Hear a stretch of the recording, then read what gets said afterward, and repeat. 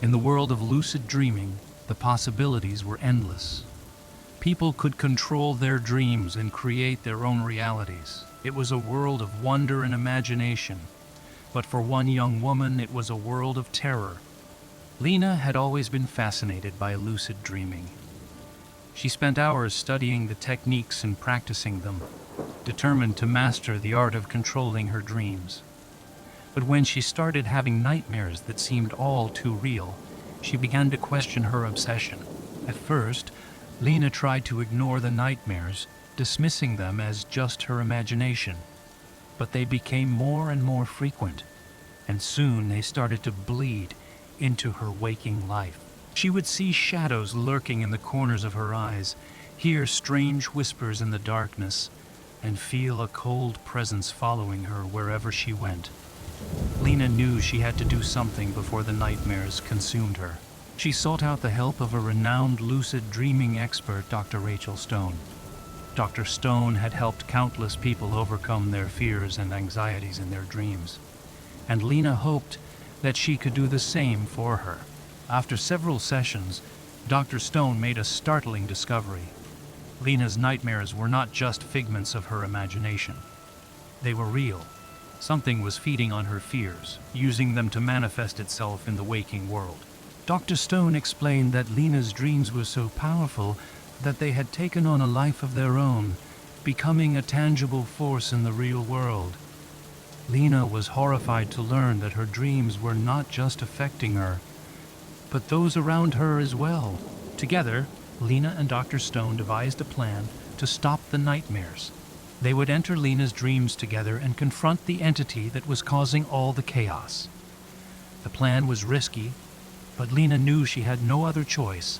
She was determined to take back control of her life and banish the nightmares once and for all. The dream was like nothing Lena had ever experienced before. It was a twisted, distorted version of reality, filled with nightmarish creatures and eerie landscapes. But with Dr. Stone by her side, Lena felt confident that they could overcome anything.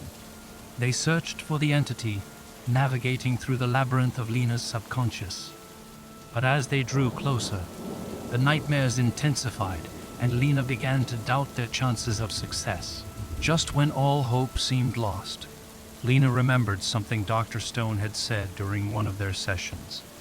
In lucid dreaming, you have the power to control your reality. All you have to do is believe. With renewed determination, Lena took control of her dream and banished the entity back to the depths of her subconscious. The nightmares stopped, and Lena was finally able to live her life free from fear and anxiety.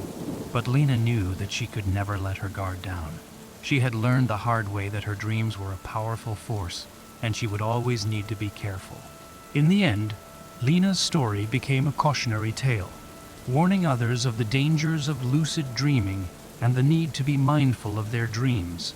It was a reminder that even in a world of limitless possibilities, there were still things that could consume you if you weren't careful. The team of scientists had traveled for months, covering light years of distance to explore a planet unlike any other. They were filled with excitement and anticipation as they prepared to land on the alien world, eager to make history with their groundbreaking discoveries. But as they approached the planet's surface, their excitement quickly turned to fear. Something was off, and the sensors were picking up strange readings that they couldn't explain. As they made their descent, they noticed the planet's surface was barren, lifeless, and filled with craters. The landscape was eerie, and the atmosphere was thick, making it difficult to breathe. The team's leader, Dr. Elizabeth Shaw, began to feel uneasy. Her gut instinct was telling her that something was wrong, but she couldn't put her finger on what it was. As the team set up their base camp, they noticed something moving in the distance. At first, they thought it was just a trick of the light, but as it grew closer, they realized that it was a group of alien beings. The aliens were unlike anything they had ever seen before. They were tall, muscular, and had sharp, pointed teeth. They were armed with weapons that looked like they were made from some sort of advanced technology. Dr. Shaw, ordered her team to take cover, and they watched in horror as the aliens attacked their base camp. The team fought back, but it quickly became clear that they were outmatched. The aliens were too strong and too intelligent for them to defeat. As the team retreated, they realized that the planet was already inhabited by a malevolent alien race. They had stumbled into a war zone, and they were the new targets. The team quickly came to the realization that they had made a grave mistake. They had come to a planet they knew nothing about and were now caught in the middle of an interstellar conflict. The team's priority now was to get off the planet and return to Earth before it was too late. But as they made their way back to their ship, they encountered more and more of the alien invaders. It soon became clear that the aliens were not going to let them leave alive. The team was forced to fight for their survival, using everything they had to fend off the attackers. They were outnumbered and outgunned, but they refused to give up. In the end, only a few members of the team managed to make it back to the ship. They were battered, bruised, and traumatized by the horrors they had witnessed. As they left the planet's orbit, they knew that they would never be the same again. The team returned to Earth, carrying with them a warning to future explorers. They had learned the hard way that not every planet was welcoming to outsiders. They had been foolish to assume that they were the only intelligent life in the universe. Their discovery had come at a great cost, but the team hoped that their experience would serve as a warning to others. They had learned that sometimes the unknown was best left unexplored, and that sometimes the greatest discovery was simply surviving to tell the tale. Story: the group of friends set out on a hiking trip through the mountains, eager for adventure and excitement. They had planned to spend a few days in the wilderness, camping under the stars and exploring the rugged terrain. As they trekked through the mountains, they came across an old abandoned mine. It was a relic of the past, with rusted machinery and collapsed tunnels. The friends were intrigued by the mine's history and decided to investigate. They entered the mine cautiously, using their flashlights to navigate through the dark tunnels. The air was thick with the scent of rust and old metal, and the sound of their footsteps echoed off the walls. As they explored deeper into the mine, they started to hear strange noises. At first, it was just a faint whisper or the sound of something moving in the distance. But soon, the sounds grew louder and more distinct, as if something was watching them. The friends tried to ignore the noises, but they couldn't shake the feeling that they were being followed. As they turned a corner, they saw something that chilled them to the bone. Standing in front of them were the ghosts of the miners who had died in the mine. They were pale and translucent, their faces twisted in agony.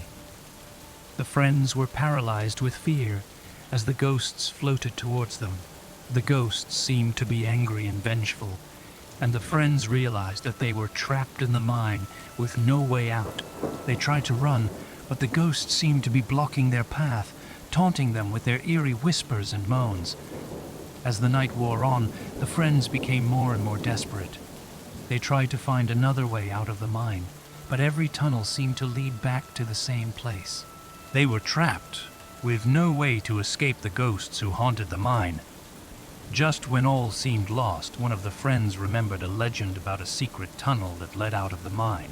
The tunnel was said to be hidden, but if they could find it, they might have a chance to escape. Friends frantically searched for the tunnel, using their flashlights to illuminate every nook and cranny. Finally, they stumbled upon a narrow passage that seemed to lead upwards. It was the only hope they had. Friends crawled through the tunnel, their hearts pounding with fear. The passage was dark and cramped, and it seemed to go on forever. But finally, they saw a sliver of light up ahead. As they emerged from the tunnel, they found themselves outside the mine, gasping for breath.